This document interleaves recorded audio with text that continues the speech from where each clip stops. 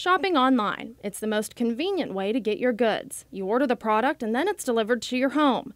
Drug dealers and users are now utilizing the same process to order deadly drugs. People will go on the dark web and they will say to buy the same drug that they had been prescribed. Websites on the dark web openly advertise drugs for sale. This is totally designed to circumvent law enforcement. Justin King is the assistant special agent in charge at the DEA in Little Rock. They're very smart people and they go through great extremes to make sure that they can do their business on the dark web without being known. This is how the DEA explained the dark web to me. When you look at this iceberg, you can see there's only a small portion of it that's actually above water. Those are the websites we use every day, like Facebook, YouTube, and Google. The majority of the iceberg, though, is underwater, with the largest part being what's called the deep web. Those are bank records, legal documents, and government reports. Think things that typically need a password. Then at the bottom is the dark web.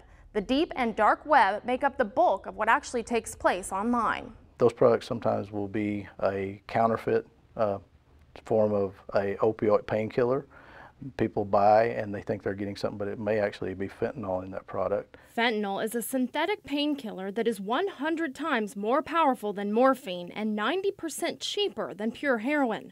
By cutting drugs with fentanyl, distributors save money and also make their product more addictive, creating demand. If they think they can create a better high for the consumer of that product, then they will continue to come to them and buy the product. It has a reputation of killing people the first time they come into contact with it. Fentanyl is finding its way onto the club circuit in party drugs and even marijuana. They're taking something they bought from a back alley that's been changed hands 2 or 3 times coming into the United States or into our state, and they're taking somebody's word at it. The DEA is fighting the opioid epidemic where it begins, on the dark web, intercepting communications and drugs from across the border and our nation's ports. These are challenging investigations, but we do everything we can to work them to their fullest, just like any other drug investigation.